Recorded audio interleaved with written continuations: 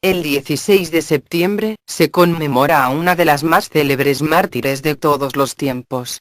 Una joven muchachita, cuyo culto, durante el primer milenio, la catapultó a la altura de los más grandes y reconocidos mártires de la historia. Santa Eufemia de Calcedonia, a quien los ortodoxos aún la llaman, como, la megalomártir, poniéndola al nivel de populares santos, tal como el caso de Catalina de Alejandría, Anastasia de Sirmio, Lucía de Siracusa, Jorge de Capadocia, Bárbara de Nicomedia, o Sebastián de Roma, entre muchos otros. El nombre de Eufemia es de origen griego, y significa, la que dice cosas buenas, cuya vida, aunque muy legendaria, fue muy divulgada para finales del primer milenio, por toda la cristiandad, gracias a las historias áureas, de Jacobo de la Vorágine. Eufemia, nace, hacia el año 285, en Calcedonia, ciudad de Bitinia, en la provincia del Asia Menor. Como hija de un senador romano, que ejercía cargo público, en la administración de esa ciudad, bajo el gobierno del cruento emperador Diocleciano, llamado Filotrón, y de su esposa, llamada Teodorisiana. Como hijas de nobles, Eufemia, fue educada de la mejor forma posible para sus tiempos, sabiendo latín, griego, y aritmética básica, artes, música, y danza, pues las damas de sociedad, debían manejarse íntegramente, tanto en la vida cortesana, como en la administración del hogar. Desafortunadamente para sus paganos padres, la niña de unos 12 años de edad resultó ser una muy buena lectora, y una gran curiosa, respecto a las culturas orientales. Y así, es como un día le llega a sus manos una carta epistolar de San Pablo, que llamaba a la conversión de los pueblos orientales. Por lo que la niña, se sintió muy representada por las palabras del gran santo. De esos momentos, en adelante, comenzó a explorar, y razonar, respecto, a lo barbáricos, que habían sido los emperadores romanos, en contra del cristianismo, casi desde el momento en que San Pedro, había llegado a Roma, proclamando la palabra de Dios. Para ese entonces, hacia el año 300. Partiendo del propio San Pedro, en el siglo I, casi todos sus sucesores, habían muerto martirizados. Y muy cerca de su ciudad, en Nicomedia, 70 años antes, una noble muchacha llamada Bárbara, había dado su vida, defendiendo el concepto de la Santísima Trinidad Divina. Por lo que Eufemia, era una estudiosa de las Santas Escrituras, y de la vida de los santos.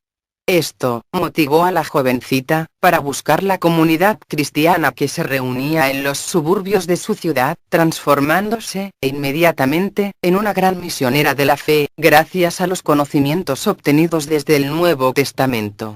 Pero, en ese entonces, llegó a Calcedonia, Prisco el Europeo, para hacerse cargo del proconsulado de la ciudad, haciendo, desde el primer momento, cumplir el edicto de persecución emitido por Diocleciano, deteniendo a los cristianos, y torturándolos en público, en el foro de la ciudad, para humillarlos ante todo el pueblo. Un día, en que Eufemia iba pasando por la plaza pública, viendo semejante espectáculo, pues ella, conocía a varios cristianos que eran torturados en el cadalso, frente a toda la ciudad. Lo que la hizo, montar en cólera, increpando duramente al prefecto por lo que estaba haciendo, declarándose ella misma, también como una cristiana. Aunque su voz provenía de en medio de la multitud, y fácilmente hubiese podido escabullirse, un tal Apeliano la delató, por lo que Prisco, dio orden de detenerla, y encarcelarla junto a 49 compañeros, que estaban acusados, por no adorar a los dioses del panteón. Luego de toda una noche en oración y vigilia, a la mañana siguiente, junto a los demás detenidos, el procónsul, intentó persuadirla, para hacerla sacrificar a los dioses. Pero, como ella se negó, e hizo una gran apología de la fe en Cristo, de ahí su fama, de aquella, que dice cosas buenas, Prisco, ordenó que la abofetearan con violencia ante la multitud, y aunque los golpes fueron tan cruentos, que la joven, arrojaba sangre, por su nariz y boca. No logrando doblegarla, la hizo devolver a la cárcel. Aquella noche, Prisco, entró en su celda para violarla, y así doblegar sus orgullosas palabras, dichas en su tribunal, de, yo soy una virgen consagrada a mi Señor, y esposo, Jesucristo. Pero, se encontró con la enconada resistencia de Eufemia, que se defendió, como una leona. Cuando ya estaba por vencerla, de pronto sintió una parálisis en la mano y, temiendo ser víctima de alguna brujería, salió de la celda, dejándola en paz, al menos por el momento. Pues Eufemia, era una joven atractiva. Al día siguiente, ataron a Eufemia a una rueda de fuego, con los radios llenos de brasas, con la intención de que cuando girara, la joven se fuera quemando lentamente. Pero, por un error de los operarios, que movían la rueda, terminó quemándose, el propio verdugo que daba la orden, y no la santa. Cuando los otros guardias, amigos del verdugo, vieron que éste había muerto, estos, enfurecidos, tiraron a Eufemia al piso, atada a la rueda y todo, intentando quemarla. Pero increíblemente, terminaron ellos mismos, con más quemaduras que la santa. El procónsul Prisco, cada vez más asustado, ante lo que le parecía pura brujería, mandó devolverla a la prisión. Por su parte, los verdugos, al ver estos prodigios, se convirtieron, y tiempo después que la propia Eufemia, murieron, también como mártires. Otras torturas se probaron con ella. Ahogarla en un pozo, tirarle serpientes, pero, todo fue inútil, porque la santa permanecía firme en la fe, invocando a su Señor y esposo, Jesucristo, el Mesías. Posteriormente, Prisco mandó reunir a un grupo de jóvenes soldados reconocidos por ser libertinos e inmorales, a los cuales introdujo en la celda de Eufemia, con la orden de violarla. Pero, la santa cantando y recitando los salmos, los observó fijamente, de tal forma que una fuerza invisible los mantuvo alejados de la joven y tuvieron que salir corriendo. El prefecto, cada vez más enfadado, mandó colgarla de los cabellos al techo, y junto a ella, mandó colgar 4 grandes pedruscos, para que, cuando el cuero cabelludo de la joven cediese, y cayese su cuerpo al suelo, las rocas cayeran sobre ella, aplastándola. Pero la joven un día entero, colgada sin desfallecer, y las piedras, en lugar de caer, se fundieron con el techo como si fueran cera derretida, y allí se quedaron pegadas. Finalmente, Prisco, que se encontraba, asustado y encolerizado, porque estaba quedando en ridículo, tanto frente a sus subordinados, como ante todo el pueblo, la condenó para ser arrojada a las fieras en el anfiteatro. Pero, cuando estuvo frente a los leones, estos no la atacaron, e incluso se postraron ante Eufemia. Como pasaba mucho rato, y ya nadie sabía cómo proceder contra ella, ella se levantó, mirando al cielo, y entonces miró a un león, el cual se abalanzó sobre ella, arrancándole un brazo de un mordisco. Eufemia cayó al suelo, desangrándose, y entonces fue cuando salió el verdugo, y le puso fin a su vida, atravesándola por el cuello, con la espada. El día era el 16 de septiembre, del año 303. Su cuerpo, arrojado a las calles, fue recogido y dignamente sepultado no solo por sus compañeros cristianos, sino también por fieles paganos, entre los cuales estaba su madre, que habían quedado impresionados ante semejante espectáculo de barbarie. La fama de esta santa, que la acompañó desde el propio día de su muerte, explotó en el año 451, durante el Cuarto Concilio Ecuménico, en la historia de la Iglesia cristiana, ocurrido en Calcedonia, el cual fue puesto, tanto por los dirigentes católicos, como por los orientales, bajo la protección de Santa Eufemia. Este evento tuvo una enorme influencia en la difusión del culto a la santa, por toda la cristiandad, a causa de un gran milagro de Santa Eufemia. Pues, la sede del concilio, fue la basílica, en donde se veneraban las reliquias de la mártir. Pero, existía una gran controversia, entre católico-ortodoxos, versus monofisistas, pues, estos últimos, predicaban, que Cristo tenía solo una única naturaleza divina, mientras que la ortodoxia defendía su doble naturaleza, la divina, y, la humana. Después de muchas disputas, los reunidos no se ponían de acuerdo, y el patriarca Anatolio de Constantinopla sugirió dejar la decisión en manos del Espíritu Santo a través de su escogida, la mártir Santa Eufemia. Así, ambos bandos escribieron su profesión de fe, la católico ortodoxa, y la monofisita, en rollos separados y sellados con sus propios sellos. Luego, abrieron la tumba de la mártir, colocando ambos rollos sobre el pecho de la santa. A continuación, el emperador Marciano selló con sus sellos imperiales de seguridad la tumba, siendo custodiada por guardias, junto a sacerdotes de ambos credos, durante 3 días, en los cuales tanto católico ortodoxos, como monofisitas, oraron y ayunaron intensamente. Pasados estos 3 días, los padres conciliares, junto al emperador, rompieron el sello y abrieron la tumba, encontrándose que Santa Eufemia sujetaba el rollo de la fe católico ortodoxa en su mano derecha, mientras que el rollo monofisita estaba tirado a sus pies. Incluso se ha dicho que la santa, como si aún estuviese viva, alzó la mano y entregó el rollo ortodoxo al patriarca, para luego volver a dejar caer su brazo a un lado. Con este gesto, se entendió que Dios, a través de la santa, daba a entender que en la ortodoxia de la doble naturaleza de Cristo estaba la verdad, y así, los monofisitas fueron declarados herejes, debiendo ser condenados y excomulgados. Por eso, la santa, es tan reverenciada y querida por los cristianos ortodoxos, quienes la llaman gran mártir, y alabadísima, por su intercesión durante el concilio. Los primeros textos que relatan la fama de Santa Eufemia de Calcedonia, se remontan al año 380, cuando, Asterio, obispo de Amasea, en su 11ª homilía, relata que los ciudadanos de Calcedonia, habían erigido un monumento sepulcral a la santa, y que todos los años celebraban su fiesta recordando su martirio. Esta autoridad describe algunas pinturas en las que aparecen escenas de su martirio y que estaban colocadas en el pórtico de una iglesia, dedicada a ella. En una pintura, aparece la escena del juicio, en otra pintura, aparece el martirio, un verdugo que tiene cogida fuertemente la cabeza mientras otro le arranca los dientes, en otra pintura aparece la Virgen dentro de una prisión, observándose sobre su cabeza, que aparece resplandeciente la señal de la cruz. Y en la última pintura, se representa la santa, mirando al cielo y con el rostro alegre, mientras es quemada, al interior de una rueda. La popularidad de esta santa, fue en crecimiento constante, logrando su pico de fama, hacia el año 387, cuando se publicó, la obra, llamada, Fasti, Vindobonenses, Priores, publicada, en Ravenna. Que en esa época, era un centro cultural y carismático, cristiano.